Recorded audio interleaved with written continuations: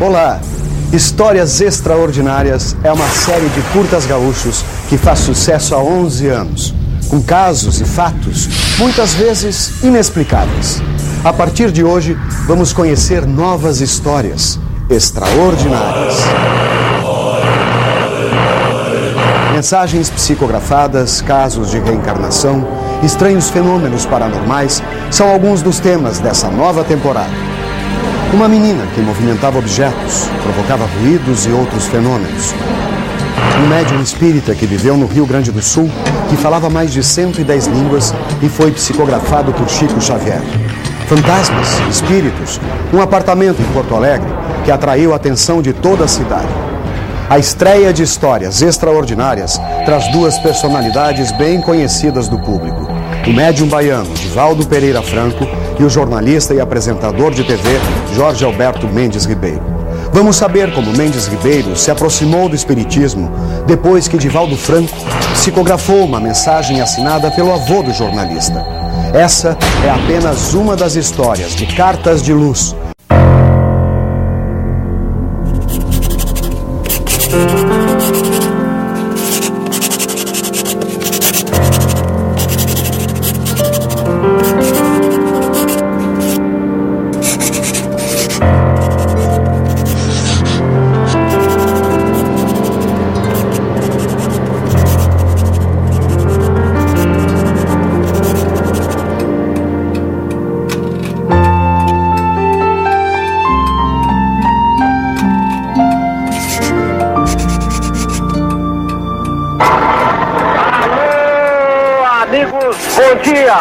Aqui Brasília, lá fora espia-me um céu azul pintado de azul.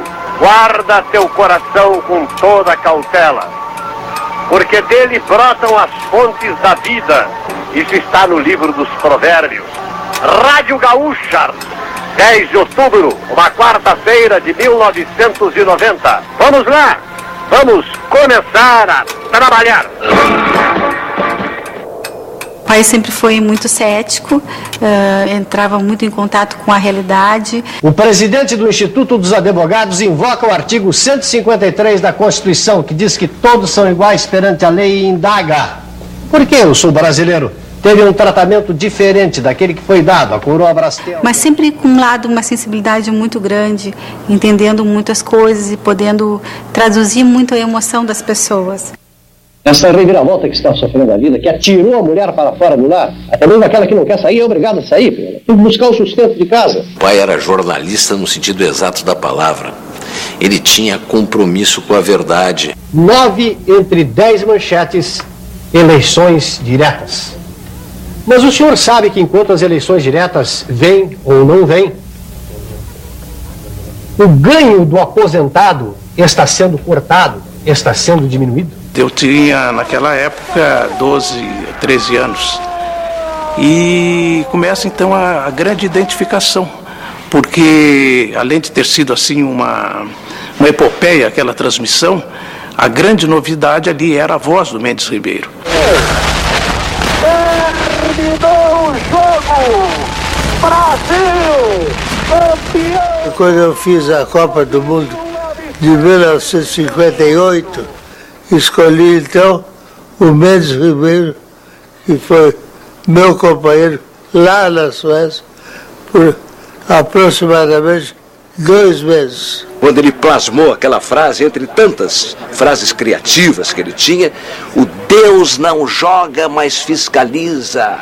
Temos a Copa do Mundo no Chile em 62, por exemplo. Estivemos juntos e nos encontramos efetivamente, ficamos juntos mais tempo depois que a seleção foi para Santiago do Chile.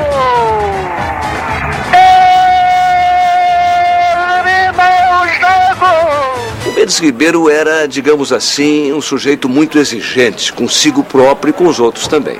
Fui muito tempo produtor do programa dele. Logo no início, quando eu fui colocado à disposição dele, eu achava um cara muito chato, muito pedante. Ele passava pelos corredores da rádio, não cumprimentava ninguém, ia direto para a sala do Celso Ferreira e só voltava de lá quase na hora do programa. E era, digamos, até um disciplinador. O grande momento em que o Mendes Ribeiro começou a se firmar, diferentemente dessa área jornalística especificamente, foi quando ele fez entrevistas com Divaldo Pereira Franco na TV Gaúcha. Naquela época, na TV Gaúcha, hoje Rede Brasil Sul, nós tivemos a oportunidade de ser entrevistado pelo Dr. Mendes Ribeiro, que era um dos seus mais famosos âncoras. Ele nos tratou com muita gentileza e bondade, mas com seu caráter de jornalista, procurou fazer-nos também algumas perguntas embaraçosas, que nada obstante conseguimos responder de maneira clara e objetiva. Ele desconfiava de tudo, era a missão dele desconfiar, para transmitir a verdade. Nas entrevistas, com aquela seriedade, muito incisivo, como fazia as perguntas ao Divaldo especificamente, começamos a ver um crescimento, porque isso não se deu uma vez só. Se repetiram de vários anos, Divaldo vindo ao Rio Grande do Sul. E o Divaldo e o Chico Xavier, eles foram mostrando para o pai que as coisas que faziam eram absolutamente verdade. E os fatos acontecidos com o Divaldo. Como é que vai, Divaldo? Bem, obrigado, Mendes. Prometi vir à Bahia, estou em Salvador e, com a graça de Deus, estou na Mansão do Caminho também. É uma satisfação para nós recebê-lo, de certo modo, receber os gaúchos em nossa casa. Em todas as entrevistas, ele tinha sempre o critério de investigar. E vindo a Salvador, ele me pediu para participar de uma reunião mediúnica, porque desejava ver como se tratava, como se operava o fenômeno. E aqui estando, sabendo que nós realizávamos as atividades mediúnicas, ele solicitou permissão, que lhe foi concedida, para assistir a uma delas. E na oportunidade em que nos encontrávamos em transe, um espírito veio e ditou-lhe uma grande mensagem.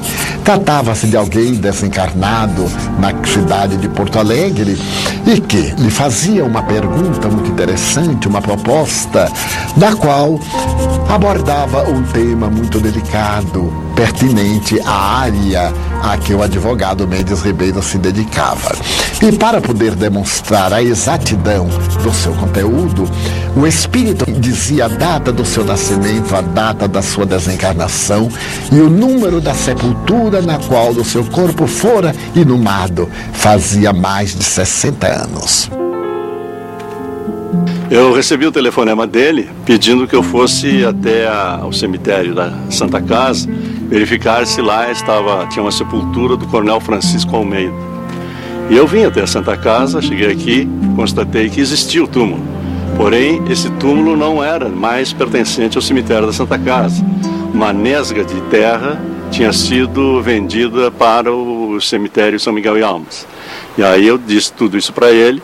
E dias depois ele confirmou que tudo aquilo que o Divaldo tinha falado para ele tinha se concretizado. Então o Espírito deixou uma lacuna para que depois ele pudesse dar a informação e atestar que aquela comunicação não era algo que o Divaldo pudesse ligar para Porto Alegre, se certificar do nome do cemitério, do número do túmulo. Estava descrito com minudência quem era quem eram as pessoas da família e, sobretudo, um dado, um número, que era exatamente o número do processo que deveria ser manuseado e consultado para pôr fim a uma lide jurídica que se arrastava por mais de 20 anos. Ali, os espíritos atingiram o coração de um homem e conquistaram este repórter para ser um divulgador da doutrina espírita, que ele foi. Nos abriu várias portas para o espiritismo quando encarnado e continua abrindo agora. A partir desse momento, não só na escrita, na Zero Hora, nas reportagens, mas também na rádio, em tudo que o pai falava, em todas as colocações dele, sempre ficava claro que a doutrina espírita estava presente. Muitas daquelas frases que ele transmitia nas leituras quando ele citava as leituras da madrugada numa das suas colunas no rádio, ou mesmo no jornal que falava nisso, eram ideias que ele estava tendo baseadas justamente no conhecimento da espiritualidade. O que é a existência? É mais de uma vida. São todas as vidas vividas por nós no agora, no antes, também no depois.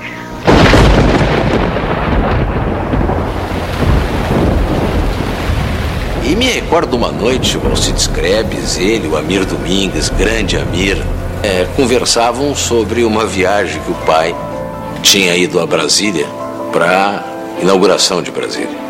E chovia na estrada, uma barbaridade, e eles contando que a chuva caía e de repente começavam a falar alto, aquela bagunça dentro do carro, aquela conversação, e o pai parou o carro. Pô, não tô conseguindo enxergar nada. O limpador não tá dando vencimento. Parece que tá caindo o mundo abaixo. Não seria melhor a gente encostar, esperar amanhecer? Essa chuvarada não tá com jeito de que vai parar tão cedo, não. Não, de jeito nenhum. A gente não pode perder mais tempo. Ainda tem que chegar, montar e testar o equipamento antes. Tá, vamos seguir em frente. Ó, que isso, coreano? Pô, para com isso, rapaz. Pô, quer parar com essa brincadeira, coreano? Parem de puxar, vocês estão me impedindo de dirigir. A gente veio aqui pra trabalhar, não pra brincar. Quer parar de puxar meu braço? Não estou puxando seu braço não, seu Mendes. Voltou a se virar e tentou ligar o carro. Quando ligou o carro, o Amir Domingues, que vinha na frente, deu um tapa na mão do pai. Ribeiro, não liga. Tu não vai ligar esse motor agora, não. Sou eu que não vou deixar. Desce e vai ver o que tem na frente. Voltou branco. Meu Deus do céu. Nós erramos a estrada. Mais alguns metros a gente tinha caído nesse precipício, olha só. A partir daí, o espiritismo passou a norteá-lo com mais força. Nós temos espíritos bons que nos protegem, espíritos familiares, espíritos que acompanham a nossa trajetória e que nos protegem nos momentos de perigo. O caso do puxão na manga, ele é um efeito que nós categorizamos como efeito físico. Alguém, naquele momento, dos que estavam na Kombi, tem no seu organismo uma aptidão especial para produzir um fluido, que nós chamamos o fluido de efeitos físicos. Alguém teria esta habilidade de doar ao espírito que estava ali protegendo a equipe este recurso para que ele sentisse o puxão na manga. Então, para cada pessoa, esses anúncios vêm de uma maneira, mas todos nós temos um anjo guardião, temos bons protetores. Nós não temos que acreditar em nada, nós temos que conhecer para entender como as coisas se processam. Então, a postura do Mendes é a postura que Allan Kardec, o codificador da doutrina espírita, teve quando a codificou. Porque Kardec era um cientista e ele se rendeu à evidência dos fatos, o que fez Mendes Ribeiro. São os mecanismos que a espiritualidade utiliza quando ela quer sensibilizar criaturas que vão servir à humanidade. A psicografia é uma habilidade que algumas pessoas, chamadas médiums, possuem para intermediar o pensamento ou as mensagens recebidas dos espíritos.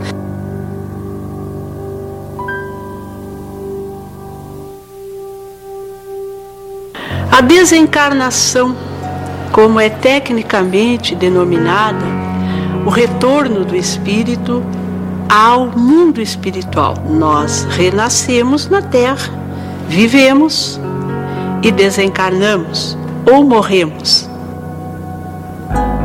É a necessidade de evolução que todos nós temos. Alguns de nós precisamos, pelas tarefas que exercemos, pelas necessidades de crescimento que ainda ainda temos de permanecermos mais tempo nesta vida. Outros, o tempo já encerrou, ou são pássaros que já abriram a gaiola, como costumamos dizer, não precisam mais ficar presos à vida física.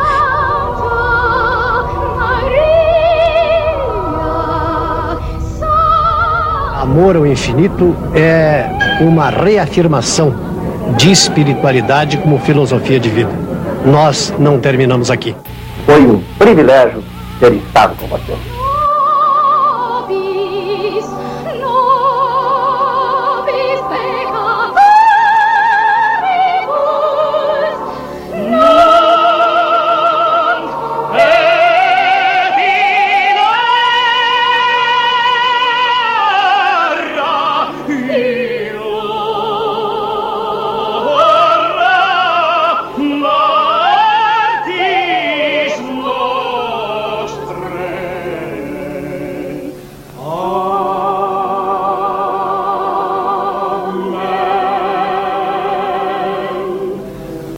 Você já recebeu alguma mensagem psicografada? Ligue de qualquer parte do estado para 8401-0357 e conte sua história. Nesse número, você também pode ouvir as histórias e experiências de outras pessoas. Participe!